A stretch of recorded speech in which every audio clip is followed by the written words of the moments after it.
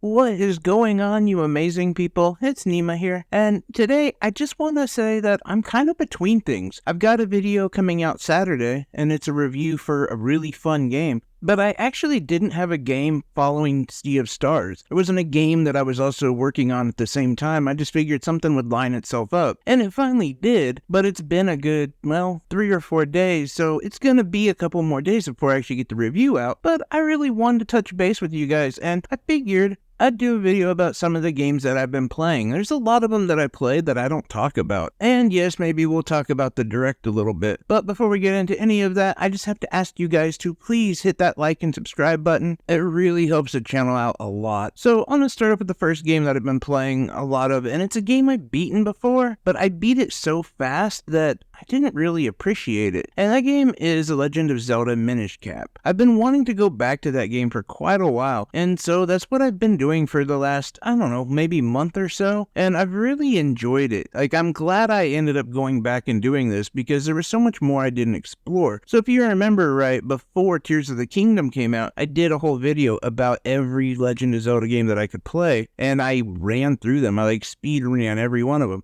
The problem was I didn't really explore. I didn't enjoy myself, you know. There's a lot of it that I just completely avoided for the most part, like the Kinstone stuff. I avoided most of that. And if you played the game, you'll know what I'm talking about. Like, that's a huge part of the game. It opens up all of these different options for you, but I didn't really have time, so I just went with the quickest possible route and kind of struggled at the end. Basically did it all for the story. Let me just say, I'm glad I ended up playing it again because I really like Minish Cap. It was a lot of fun. Like, there's so much to this game. If you do have NSO, I definitely recommend checking it out if you haven't played it before. I'm about to start Seasons and Ages. They came out a couple months ago for NSO, and I'm really excited to check them out because I haven't actually been able to ever play those games. But the funny thing is I barely played Tears of the Kingdom. I really liked Tears of the Kingdom when I played it, but I just felt like I haven't had a good time to sit down with it. I don't know why. I'm like waiting for this perfect time that doesn't exist. You know, I'm like, oh, I want to be able to go into it and just play as long as I want, not worry about having to do reviews on anything else. I just really want to kick back and get into it, but there's never gonna be that time. And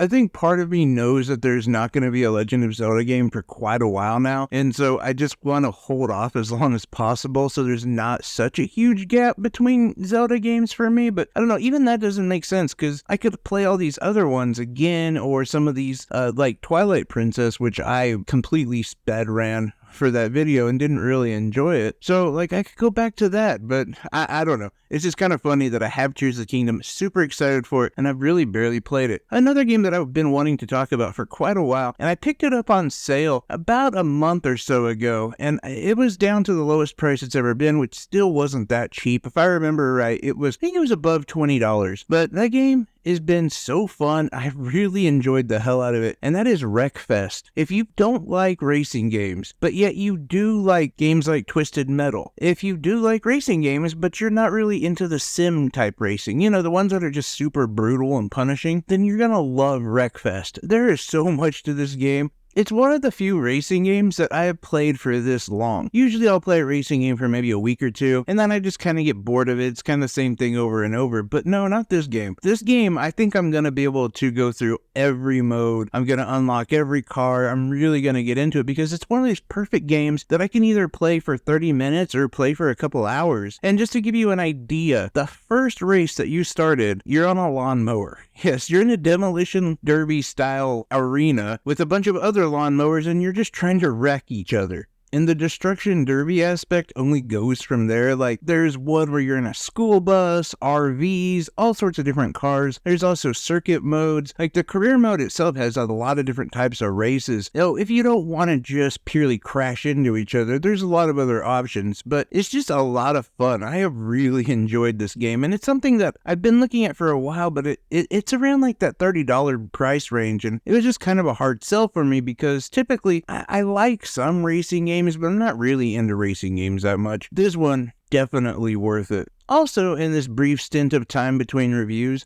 I also finally went back and completely finished Kirby's Forgotten Land. I played the game 3 different times. The first time I didn't really love it. In fact, I liked Imp of the Sun that came out around the exact same time. It was more like a Metroidvania. I really talked about how awesome Imp of the Sun is, and it is still amazing and no one talks about it. It's a real hidden gem. If you ever get a chance to play the game, it's so worth it. Then I played it again and I really enjoyed it. I thought it was a lot better than I'd given it credit for, but for some reason I never beat it. And this time I finally went through and completely beat it, and it's really cool. Like, I'm not gonna lie, there's so much more to this game than I kind of gave it credit for as far as content. This is one of those games that I didn't really judge harshly on the value, but part of me really thought that it needed more content because I could see where they put a lot of their money into. The game looks amazing, it performs really well. There's a lot of stuff to this game, but I honestly thought that this game fell in like that 10 to, 15 hour mark. And that's probably true, but there is a lot of quality that went into this game. A lot of just really cool designs, action sequences. The game really is worth the price tag. Now, if you're like me, though, and you're not sure, I would recommend doing what I did and going to your local library and seeing if they have the game, because that is where I found a ton of games that maybe I don't want to buy and I don't want to spend that much money on. So I just go to the library and rent them for a couple weeks. And that's really allowed me to play games like this that I would not spend the money on just because it's not my bag completely. Like, Kirby's fine, but when I think about all the other games that are $60 that I'd rather spend my money on, Kirby is not one of them. Again, nothing against Kirby, and I completely get it if somebody loves this game. There's a lot to it. It's really cool. It's the first Kirby game that I've beaten, but for me, I'm not gonna spend that kind of money. I'll wait to find the game, used or something like that at like a GameStop or local mom and pop shop. But speaking of library games, another game that I'm playing right now that I will not spend the money on, though, is Disney's Illusion Island. I picked that game up the last time I was at the library, and I've been playing it, and I definitely understand the critique behind this game. It's,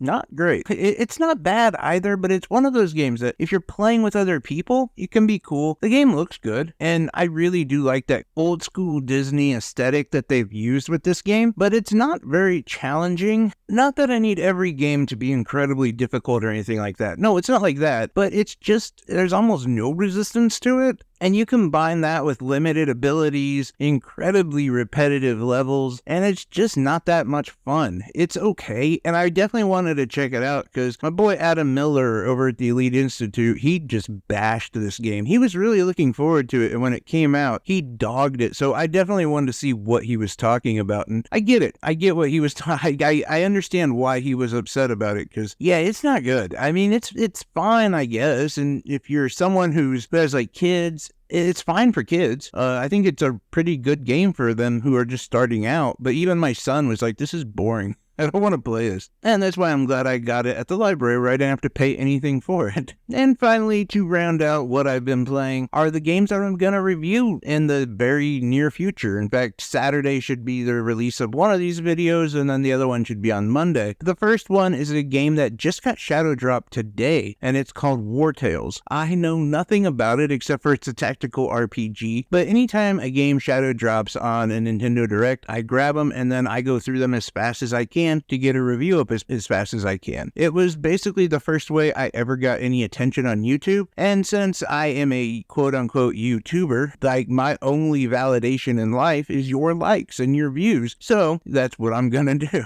The other game that I've been playing is Gumbrella. It's a Metroidvania that, oh my god, like, this is the way Metroidvania should be if you ask me. This is, without a doubt, so far my favorite Metroidvania of the year, and I don't include Metroid Prime in it, as odd as that sounds, because it's not really a Metroidvania, which is weird to say that, like, oh, this Metroid game is not a Metroidvania, but it's not. And Gumbrella just does it the right way. Like, there is a lot of storytelling to it. The combat is really good. It's incredibly fair. I'm not going to go too deep into it because, well, I want to save that for the review, but I have really enjoyed this game, and it's only like $15, so that makes it even better, but just so much about this game has been really good. But that's basically all the games that I've been playing lately. Let me know in the comment section below what games you've been playing. What games have you found really fun? What games you kind of keep going back to? I don't know, anything and everything, even the games that you kind of consider are a filler game. And I know a bunch of us are going to be playing F-Zero 99. I didn't add that to this list because I literally have only played one round of it, and it's also pretty fun, but also